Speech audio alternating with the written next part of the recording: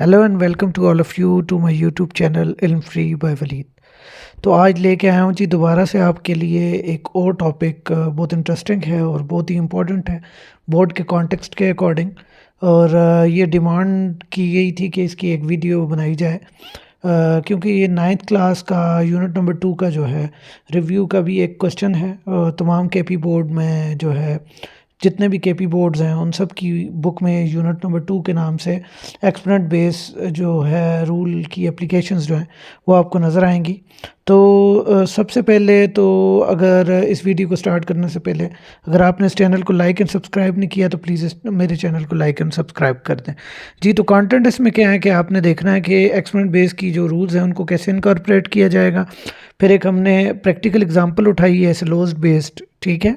और फिर इसके अंदर जो है वो रूल्स को भी डिस्कस किया जाएगा और कैसे इन पे अप्लाई करते हैं तो ये भी देखते हैं इंशाल्लाह इस वीडियो में। और उसके साथ ही आपको ये बताता चलूँ कि बोर्ड के पेपर्स बड़े करीब हैं, तकरीबन लास्ट वीक जो है अप्रैल का उसमें ये पेपर्स आने वाले हैं। तो चलें जी स्टार्ट करते हैं। तो ये क्वेश्चन है हमारे पास, simplify the following, answer should not be in a fraction and negative exponent. तो ये एक क्वेश्चन है, एक्सपोनेंट बेस रूल्स को हम यूज़ करेंगे और इसमें हमारा जो आंसर है उसकी का जो एक्सपोनेंट है वो ना सिर्फ वो नेगेटिव होना चाहिए, वो नेगेटिव भी नहीं होना चाहिए और वो फ्रैक्शन में भी नहीं होना चाहिए। तो क्वेश्चन है x-2 y-1 z-4 whole divided by x4 y-3 z0 whole power -3। तो ये क्वेश्चन है जी हमारे पास और इसको हम स्टेप टू स्टेप लेके चलेंगे क्योंकि एक दो स्टेप में ये क्वेश्चन सॉल्व नहीं होगा, स्टेप वाइज हमें इसे सॉल्व करना पड़ेगा। और यहाँ पर जो इम्पोर्टेंट बात है कि वो दो रूल्स हैं जो हमने इनकॉर्पोरेट करने हैं।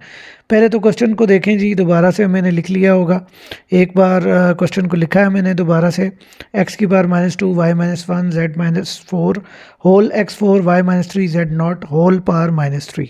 तो ये हमने लिख लिया एक बार। और दोबारा से याद दिला दूं कि एक्सपोनेंट को कभी भी नेगेटिव या फ्रैक्शन में नहीं होना चाहिए हमारे पास इस क्वेश्चन को सॉल्व करने के लिए। तो नेक्स्ट स्टेप में हमने क्या किया है कि उसमें हमने देखा था कि z की पावर नॉट थी, z नॉट था, ये देख लें। तो हमने कहा जिसकी पावर 0 के बराबर हो या एक्सपोनेंट 0 के बराबर हो तो वो 1 के बराबर होता है। तो हमने आगे जाकर इसको 1 कर दिया है।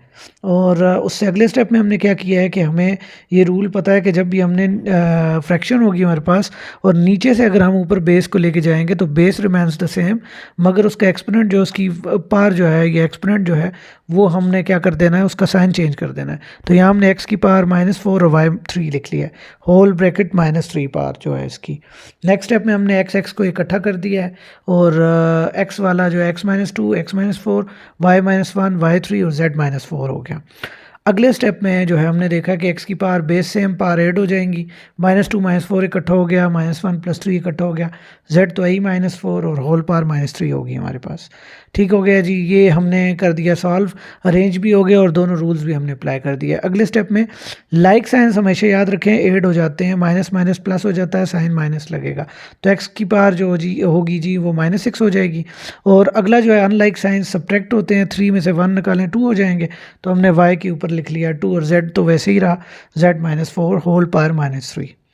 नेक्स्ट स्टेप में हम आगे गए तो हमने क्या कर दिया कि हमें पता है कि ये पहले एक बार दोबारा से ये मैं बता दूं कि ये देखें लाइक साइंस थे ऐड हो गए, अनलाइक साइंस थे सब्ट्रैक्ट हो गए और z को वैसे ही रखा। तो आगे जाकर हमें x की पावर -6 y की पावर 2 और z की पावर -4 होल पावर -3 हमें लिखना होगा। अब हम आगे चलते हैं इसको सॉल्व करने की तरफ। हमने कहा था कि ये जो बाहर वाला एक्सपोनेंट है वो अंदर वाली जितने भी एक्सपोनेंट हैं उनके साथ मल्टीप्लाई हो जाएगा। तो -6 मल्टीप्लाई बाय -3, 2 मल्टीप्लाई बाय -3 और -4 मल्टीप्लाई बाय -3। ये इसलिए मल्टीप्लाई किया है दोस्तों क्योंकि अंदर x y और z अब सॉल्व हो चुका है, अब मज़ीद ये सॉल्व नहीं होगा। तो माइनस इंटू माइनस प्लस हो जाता है, 6 3 18 हो गया, 2 3 6 और प्लस इंटू माइनस -6 और 4 3 12 माइनस इंटू माइनस प्लस। तो y के ऊपर सिर्फ -6 आया है। वो भी क्यों आया है कि हमेशा याद रखें कि जब भी हम मल्टीप्लाई करते हैं प्लस इंटू माइनस माइनस तो हम साइन माइनस लगाते हैं, साइन को साइन से मल्टीप्लाई करते हैं, वेरिएबल को वेरिएबल से और कांस्टेंट को कांस्टेंट से। तो हमारे पास आ गया y-6, इसे हम नीचे ले जाते हैं डिनोमिनेटर में, तो साइन बदल देंगे जैसे नीचे से ऊपर ला के बदलते थे। तो हमारा आंसर हो गया x की power 18 y Z12 and Y की पावर 6। तो ये हमारा रिस्पेक्टिव आंसर है। होपफुल हूँ जी आपको ये वीडियो पसंद आई होगी। टाइम शॉर्ट होने की वजह से और लैपटॉप पे इसे एडिट करने की वजह से मैंने इसे बहुत शॉर्ट किया है। मज़ीद वीडियो के लिए